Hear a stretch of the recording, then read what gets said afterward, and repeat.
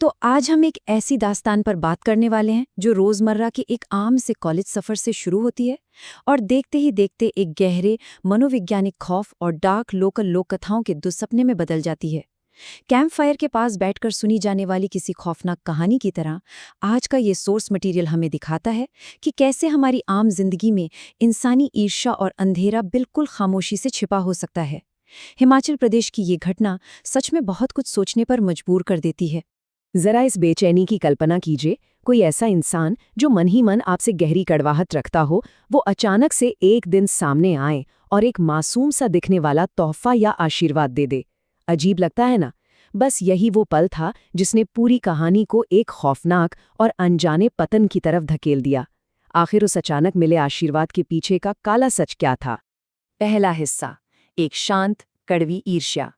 देखिए, इस खौफनाक दास्तान की शुरुआत किसी भूत प्रेत से नहीं होती, बल्कि उस घुटन भरे डर, सामाजिक बंटवारे और अनकही ईर्ष्या से होती है जो समाज में बिल्कुल खामोशी से पनपती है।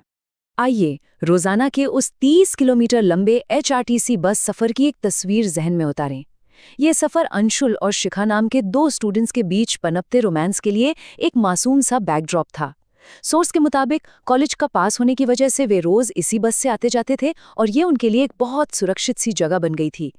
लेकिन उन्हें जरा भी अंदाजा नहीं था कि इस मासूम सफर पर एक काले साए की नज़र पहले से ही टिक चुकी थी। बैकग्राउंड में एक अजीब सा तनाव लगातार बढ़ता जा रहा था। सोर्स बताता है कि अंशुल और शिखा के परिवारों के बीच कुछ अनकही सामाजिक और जातिगत दीवारें थीं। शिखा की बुआ आशा, जिनकी शादी अंशुल के ही गांव में हुई थी, बस की सामने वाली सीट पर बैठकर खामोशी से इस रिश्ते को देख रही थीं। सोचिए, पूरे 1 साल तक वो इन सब पर बिना कुछ कहे नजर रखे हुए थीं और अंदर ही अंदर ईर्ष्या की आग में जल रही थीं।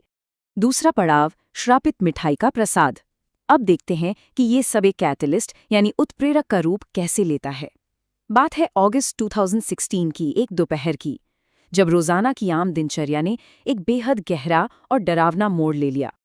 अब जो बात यहाँ वाकई दिमाग घुमा देने वाली है वो है टाइमलाइन में आया ये अजीब सा बदलाव। बुआ आशा का अचानक अपनी रोज की शाम की बस छोड़कर 2:30 बजे वाली बस में आ जाना, ये कोई इत्तेफाक बिल्कुल नहीं था। और उनके टिफिन में चमत्कारी रूप से सिर्फ 2 आशीर्वाद वाली मिठाइयों का होना, ये कई गंभीर सवाल खड़े करता है। अगर वो सीधे ऑफिस से आ रही थीं तो उनके पास सिर्फ और सिर्फ 2 ही मिठाइयाँ क्यों थीं? एक बहुत ही साधारण सी दिखने वाली मिठाई से आने वाली लौंग और इलायची की वो भारी तीखी गंध, ये एक ऐसा सेंसरी डिटेल है जो तुरंत चीख चीख कर बता देता है कि कुछ तो बहुत भयानक होने वाला है। इस तरह की सादी मिठाई में आमतौर पर इन मसालों की इतनी तेज महक नहीं होती, जो सीधा सीधा किसी बड़े अनिष्ट का संकेत दे रही थी। तीसरा हिस्सा, मनोवैज्ञानिक दहशत की ओर कदम। सबसे अहम बात यह है कि फिजिकली उस मिठाई को खाते ही दोनों ही स्टूडेंट्स के लिए एक खौफनाक और साझा साइकोलॉजिकल ब्रेकडाउन शुरू हो गया। सब कुछ महज एक पल में बदल गया।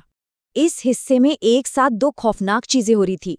एक तरफ अंशुल शारीरिक तड़प और अंधेरे में किसी अदृश्य शक्ति के होने के एहसास से लड़ रहा था। उसे हमेशा ऐसा लगता था जैसे कमरे में कोई और भी मौजूद है। और दूसरी तरफ शिखा, जिसने अचानक सबसे दूरी बना ली थी और बिल्कुल खामोश हो गई थी। वो एक डरी हुई अवस्था में कैद हो चुकी थी। खौफ दोनों के चेहरों पर साफ साफ पढ़ा जा सकता था।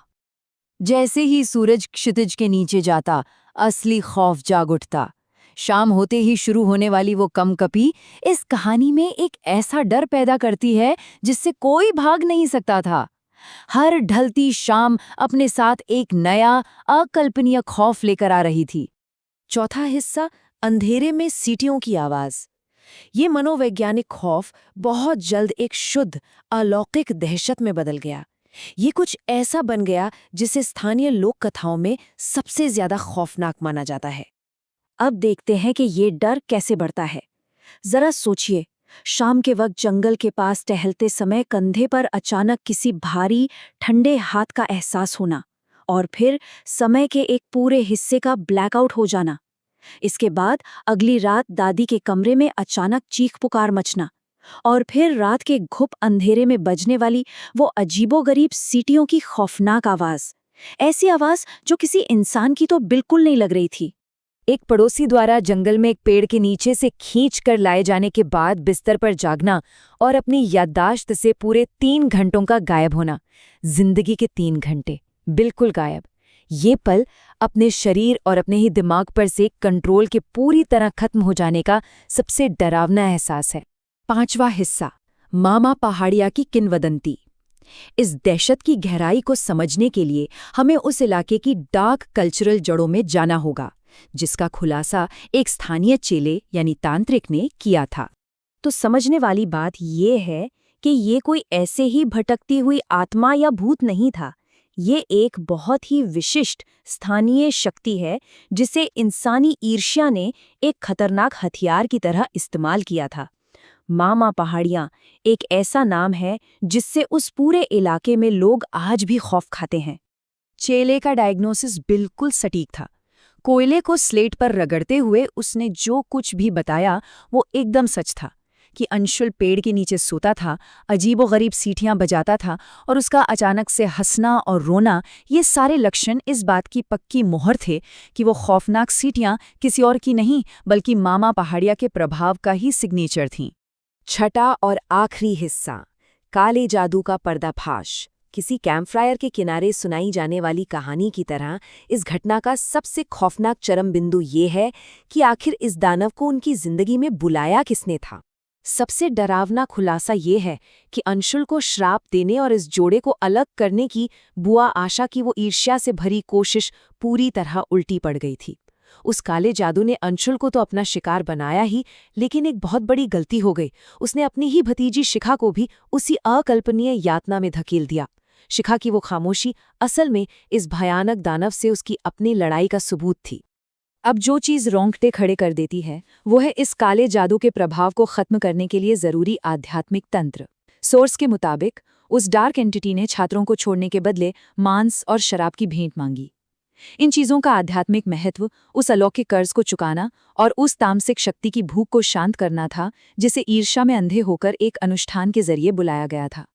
जैसे जैसे इस खौफनाक दास्तान की आंच धीमी होती है, एक बहुत ही गहरा सवाल हमारे सामने छूट जाता है। जरा सोचिए, अगर इस दुनिया में प्रकाश और ईश्वरीय शक्तियों का अस्तित्व है तो इंसानी जलन और प्राचीन राक्षसों की परछाइयां उनके कितने करीब चलती हैं।